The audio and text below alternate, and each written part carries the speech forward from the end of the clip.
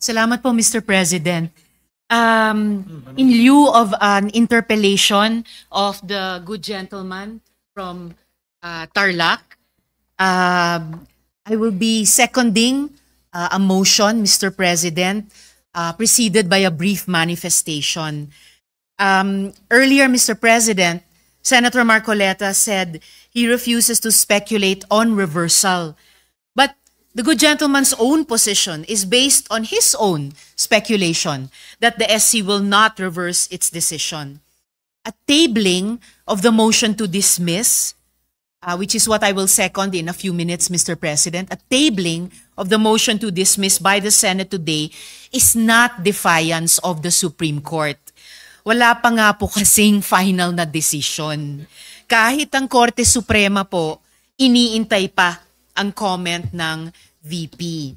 That is why I will be seconding the motion of the minority leader to table the motion to dismiss the impeachment complaint until the decision of the Supreme Court has attained finality.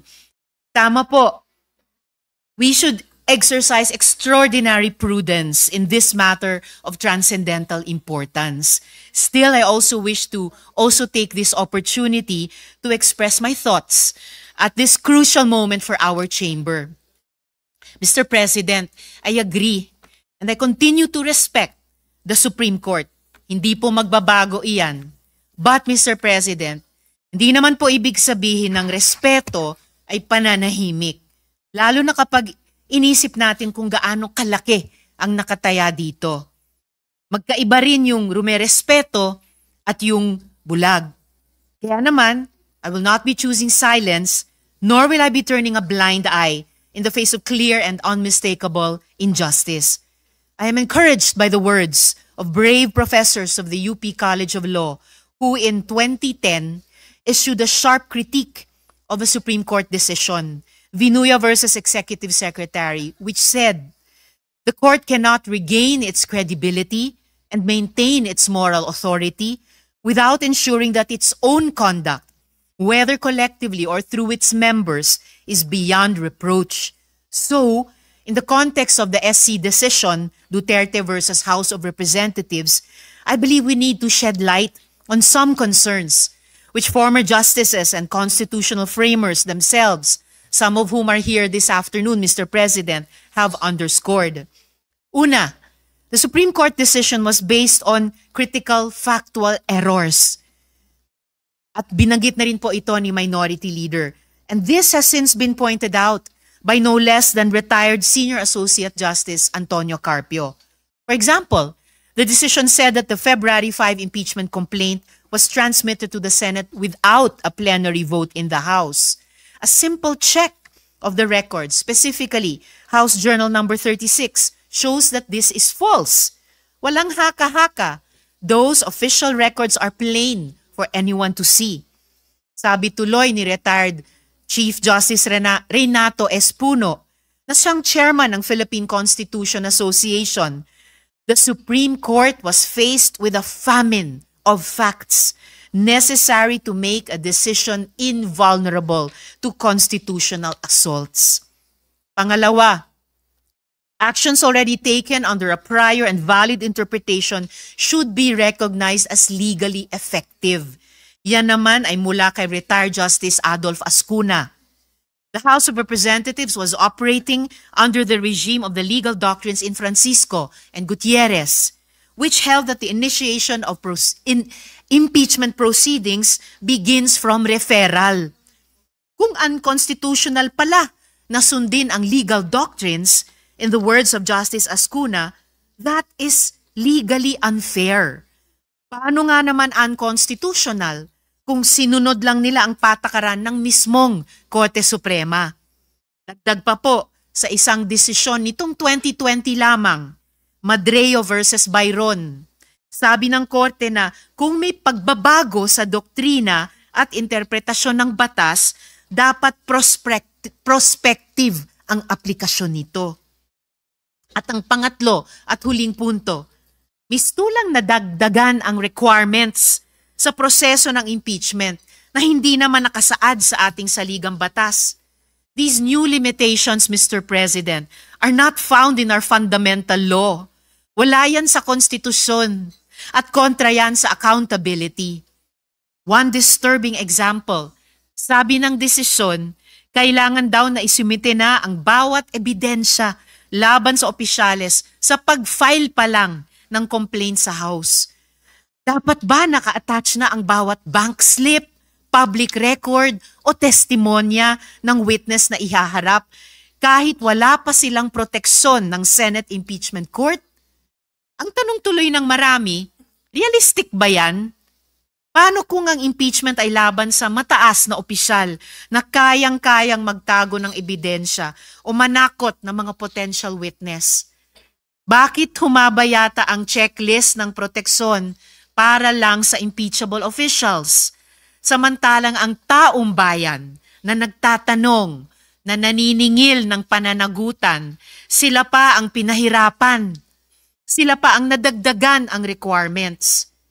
Ayon sa Korte Suprema, an official facing impeachment does not stand to lose fundamental constitutional rights such as life, liberty, or property. Hindi buhay, kalayaan, o pag-aari ang inihahabla sa impeachment. Kung ang usapan naman ay due process, hindi ba't ang mismong impeachment trial na nga ang mismong venue para doon? Maririnig ang dalawang panig. May ebidensya, may magdedepensa. That is due process. So what are we afraid of? At dahil nandito rin po sa gallery ngayon, Mr. President, ang isa sa mga constitutional commissioners na si Christian Monsod, di lalo po akong confident na mag-take exception sa isang sinabi kanina ng good gentleman mula sa Taguig at Pateros na dapat mahirap ang proseso ng impeachment. Kontra po doon ang pananaw ng Constitutional Commission kung mababasa po natin ang records ng deliberations ng komisyon, partikular sa panig ni Commissioner Regalado. Muli, patuloy nating nirerespeto ang Korte Suprema. Pero pwede mong respetuhin ang isang institusyon habang nagtatanong at pinag-uusapan ang kanyang desisyon. In Firestone Ceramics Inc. versus Court of Appeals, the court conceded that it is not infallible. Should any error of judgment be perceived, sabi nila, it does not blindly adhere to such error. In this jurisdiction, rectification of an error more than anything else is of paramount importance. In the 2010 letter that I mentioned earlier, the UP law professors said that the position of the Supreme Court as the final arbiter of all controversies requires competence and integrity completely above any and all reproach. A breach of these values, the professor said, does violence to the primordial function of the Supreme Court as the ultimate dispenser of justice. And the UP law dean who led that letter to the Supreme Court, walang iba po kundi ang nagsulat ng desisyon na ating pinag-uusapan. Dear Mr. President, dear colleagues, I believe this decision is of the highest public interest, whose consequences will echo through time and history. Maraming taon mula ngayon, pag-aaralan at hihimayin ito ng lahat. Mula sa mga estudyante, mga journalist, mga political analyst, mga academics, at higit sa lahat ng ating mga kababayan. One day, and this day will come, history will judge all of us based on our actions today, August 6, 2025. When history comes to remember, let's hope we stood where it mattered, that even in the face of doubt, we did what was right and just. With deep respect for the Supreme Court and all institutions of our country, Mr. President, I therefore second the motion to table the motion to dismiss the impeachment complaint until the decision of the Supreme Court has attained finality. Salamat po, Mr. President. Mr. President, quick Noted reaction. and entered into the records. Senator Marcoleta.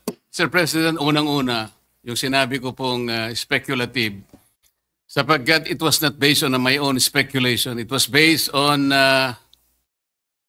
my long practice as a litigation lawyer, wala pa po akong nakitang isang unanimous decision. Ewan ko lamang po kung merong magbo-volunteer ngayon na abogado in the last 40 years na sinasabi ang isang unanimous decision na ang karakter niya ay sinabi na ab initio, void ab initio, unconstitutional, violative of due process.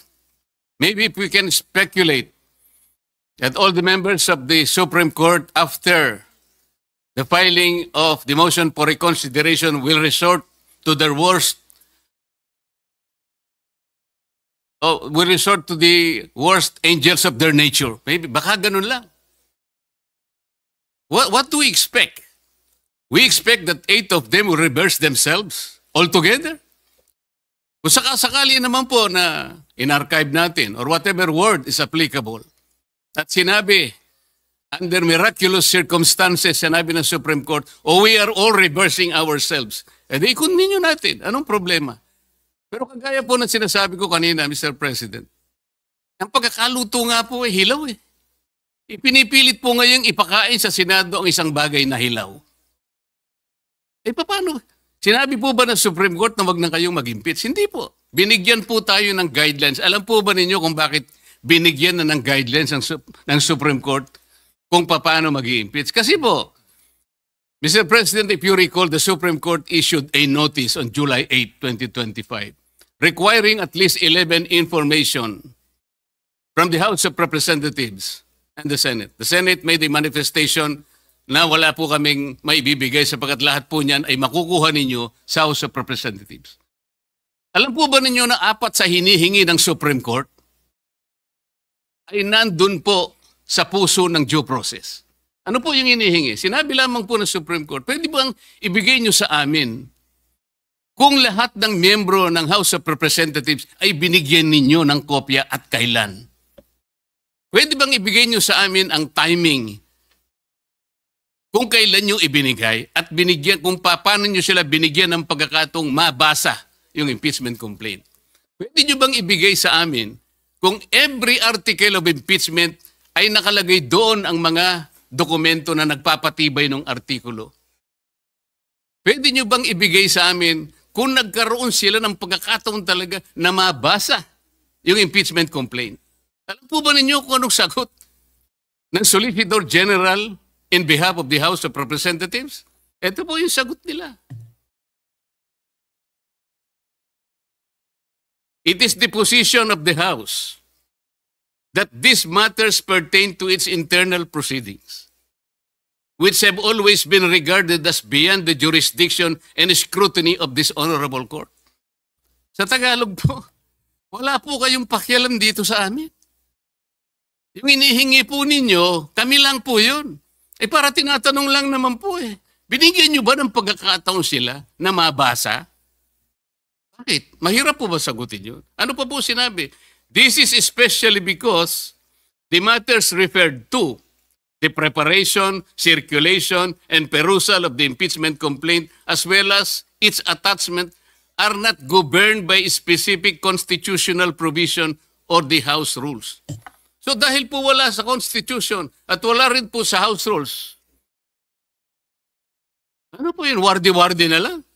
So ibig sabihin talaga, kaya po pala ang dami kong kasama doon, wala talaga silang kopya. Ako nga po hindi nabigyan eh. Bakit hindi po kinakailangan bigyan lahat? Baka sakaling, malay po ninyo, baka pumirma ako, hindi ba? Ito yung tinatanong po ng Korte Suprema. Kaya lang po siya nakapagbigay ng additional guideline. Sapagkat isip-isipin nyo, sasabihin sa Korte, wala nang pong masamang tinapay ang Korte. Pwede po malaman namin kung talaga nagkaroon ng pagkakatong mabasa man niya lang, ma-appreciate ang bawat dokumento na nakasalig dyan sa impeachment na yan. Para sa ganun, ay boboto siya sang-ayon sa kanyang sariling kagustuhan. Matibay ang gusto ng Korte Suprema. Gusto niyang makita na lahat ay dumaan sa kayusan. Hilaw nga po eh, Mr. President. Kanina ko pa po pinaiintindi, hilaw. Ba't hindi po kayo magluto ng mas masarap na kanin? Para sa ganun po, hindi tayo mahirapan. Maghintay na lang po kayo ng 6 months. Pwede naman eh. Ba't pinipilit po natin yung isang bagay na hilaw at pinipilit niyong ipakain sa atin? Mr. President. Sabi ko po kanina, Mr. President, I am ready to amend my motion. Kung kinakailangan po, that will be consistent on the respect accorded to the Supreme Court. Kaya lamang po, kailangan nating umaksyon sapagkat kagaya po ng nalalaman natin, naghihintay ang taong bayan na kailangan magkaroon po ng closure ito sapagkat kapag ito will be hanging on the balance, baka hindi po mabutihin ng ating mamamayan. Yun lang naman po ang pinakapunto rito, Mr. President. Thank you, Senator Marcoleta. President. What is the pleasure of the minority floor leader? Thank you, Mr. President. Caution is the word simply being put forth by this representation, Mr. President. Because again, sabi nga, wala pa raw siyang nakita. The distinguished gentleman from Tarlac, with due respect, said wala pa siya nakita na unanimous decision ng Supreme Court na baliktad. No? Again, I said, there's always a first time. Oh, bakit ko sinasabi ito? I will quote the Supreme Court themselves. In the Pedro versus Romasan Development Corporation, GR 194751, July 1, 2015, I quote, Supreme Court nagsabi nito while the Supreme Court's decisions are immediately executory, they are not considered final until the lapse of the prescribed period without a motion for reconsideration or upon denial of such motion. Sila nga mismo nagsasabi na hindi final eh. Ano ba naman ang masama na maghintay tayo na kung final na? For all you know, I might vote on the motion to dismiss. Hindi ba? If there is such a motion, because according to Senator Lacson, it does not exist in the Senate. It exists in the impeachment court. And what I am being told is that it should be the defense, the lawyers of the defense who should pose that motion to dismiss, not a judge. I agree with Senator Lacson. There is no such thing as a motion to dismiss in the Senate. In the impeachment court, yes. Thank you, Mr. President. Hindi po ba inamid na natin, Mr. By the way, just one last point. Why did the Supreme Court ask Sara to comment? Kung final and executory na yan, bakit si Vice President Sara was asked to comment by the Supreme Court just a few days ago? Di ba? So, ibig sabihin, talagang pakikinggan pa nila. At baka sakali makita nila, dahil yung mga abogadong nakapaligid sa kanila, nagbigay sa kanila ng mga maling figures at maling impormasyon. By way of Mr. point- President, kaya nga po nag-speculate tayo rito eh. Hindi natin alam kung anong iniisip ng Supreme Court. Pero sa ngayon, sinabi po niya, immediately executory at tayo lamang po talaga ang pinagsasabihan niya. At tungkol naman po sa motion to dismiss na minodify ko na kung ayaw po ninyo, wala po akong magagawa. Pero may I invoke Section 135 of the Senate Rules. Ang sabi po rito, if there is no rule applicable to a specific case, the precedents of the Legislative Department of the Philippines shall be resorted to. So ang dami po nito eh. Dito po magkakaroon ng motion to dismiss dito. Lahat po ng precedents, kahit na wala po tayong specific rules, ay observe po natin ang Section 135 ng ating rules. Pero dahil inamend ko na nga po, kung pwede na po yung motion to archive, which is consistent to the immediate execution of the decision of the Supreme Court addressed to this august chamber. Okay, bakit naman po ipinipilit pa nating i-delay based on speculation? Based on the fortunes of whatever the Supreme Court will decide later on, which is based on impossibility. Noted and entered into the records. Mr. President. Just What is the pleasure of the Honorable Cayetano? Just 1 minute, Mr. President. Just for the information of the body, there's actually a Supreme Court case about the power to dismiss a case. Ito po yung Velasquez Jr. versus Lisondra Land 2020 case. Ang sabi niya, in order for the court or an adjudicative body to have authority to dispose the case to dispose of the case on the merits, it must acquire jurisdiction over the subject matter.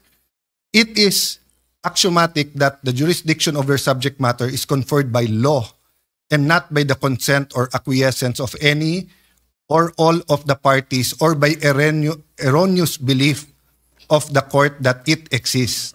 Thus, when a court or tribunal has no jurisdiction over the subject matter, the only power it has is to dismiss the action. So Supreme Court na mismo nagsasabi na pag walang jurisdiction, it does not exist. So sabi ng Supreme Court dito, void ab initio yung articles of impeachment. Pag tinitingnan natin rules natin, the impeachment court is triggered by an articles of impeachment. Kung walang article of impeachment, walang court. So yes, it's true na it is a fact, not an operative fact. It is a fact na nag-robe tayo, nandito tayo. It is not an operative fact na meron tayong jurisdiction doon. Lastly, Mr. President, sa Rule 39, Section 4, judgment not stayed by appeal. Judgments in actions for injunction, receivership, accounting, support, and such other judgments that are now or hereafter be declared to be immediately executory shall be enforceable after their rendition and shall not be stayed by an appeal. Some may say this is for injunction, receivership, etc., and not for the impeachment court. Ang point ko lang, Mr. President, Your Honor, meron naman tayong... This is a case for injunction. Yes. Filed by the Vice President against both the Senate and the House. Thank you for that clarification. But even if it was not, Mr. President, that is why if the gentleman from Tarlac already said he's amendable. So kung halimbawa something like we move to act upon the Supreme Court decision and archive the case. Kasi yung Supreme Court decision, when you act upon, ano ba sabi niya? Immediately executory, ano ba sabi niya? Void ab initio. Ngayon, kung halimbawa na-reconsider at biglang sinabing tuloy, wala rin naman na epekto yon sa motion na we act upon the Supreme Court. Then at the proper time, someone can say here, we will act upon the latest decision of the Supreme Court. Diba? So I'm just saying this in the spirit, Mr. President, na pag nakaboto tayo, at least klaro kung anong pinagbobotohan because some of us might not vote for the motion to dismiss just because we believe there is no such thing as a motion to dismiss. But I don't think that's our point. Our point is lagyan ng katahimikan to for a few months. February 6, game na ulit. Noted and entered into the records. Majority Floor Leader. Thank you, Mr. President. Next to interpolate, Mr. President, is the distinguished gentleman from Pampanga, but the gentleman from Pampanga is yielding the floor to our Deputy Minority Leader. Yes, what is the pleasure of the Honorable Antiveros? Thank you, Mr. President, and to the good gentleman from Pampanga. Gusto ko lang pong bigyan ng point of information, sagot dun sa tanong ng good gentleman mula sa Tarlac, that in fact, the Supreme Court has reversed a unanimous decision in a lot of instances before. Dalawa lang po ang ibibigay kong halimbawa. League of Cities of the Philippines versus COMELEC. Original decision, 2008. Reversal on motion for reconsideration 2009. Isa pa pong halimbawa, International Service for the Acquisition of Agri-Biotech Applications Inc. o ISAA et al. Versus Greenpeace Southeast Asia. Original decision, unanimous, December 8, 2015. Reversed unanimously on MR din, July 26, 2016. So, hindi lang po tulad nung sinabi ni Minority Leader na there's always a first time, it has happened before. So, yung ganitong klaseng milagro na hinahanap, posibleng mangyari din po dito sa kasong pinag-uusapan natin. Malay po natin. Salamat po, Mr. Noted. President. Salamat sa good gentleman may I know from Tarlac. from And the entered good into the senator, record. Senator Marcoleta. may I know from the good senator if these decisions are bank decisions or divisions? Yes, Mr. President, unbanked decisions po. Well, you have to cite the Gladly jurisprudence. cite the GR number po bang hinihingi, Mr. President? Pagka sinabi pong bank, lahat po ng members ng Supreme Court, 15 of them, unanimous. To Kasi reiterate po, what baka division lang yan, 5 lang yun. Hindi po No, bank Mr. yun. President, to reiterate what I already said, mga ano po ito, mga reversal ng unanimous Supreme Court decision. Yes, but I am At sa asking for dalawang qualification, halimbawang Mr. President, binigay ko whether po these are bank on NR. decisions or decisions by a division. And whether or not they Mr. were President, characterized by... Sinabi ko rin na po kanina ang Sandali bank po. decisions po ito. Ay, hindi po. Whether or I not am the replying to the decisions question. are characterized by the following qualifications. 1, unconstitutional, void ab initio, violative of due process. All these are present in those jurisprudence cases as you cited. Mr. President, bagamat para itong yung pinag-uusapan natin kaninang operative facts, kanina simple lang yung tanong eh. May kaso na po ba na ang Supreme Court sa unanimous decision ay ni-reverse ang sarili nila? Ngayon may dinadagdag na tanong. Pero sige po, yung League of Cities of the Philippines versus COMELEC, the Supreme Court in its original decision in 2008 unanimously declared the cityhood laws unconstitutional. I will have to get more information po on the ISAA reversal of unanimous decision. Pero malinaw na mga sagot na po ito dun sa original na tanong. So the original assertion na hindi po natin alam kung na-reverse na ng Supreme Court ang sarili nila sa original na unanimous decision has fallen by the wayside. Kasi the Supreme Court, as I said already earlier, has reversed a unanimous decision en banc in a lot of instances before. Yun lamang naman po, Mr. President. Noted and entered Salamat into po. the records. Majority Floor Leader. Yes, Mr. President, may I move that we recognize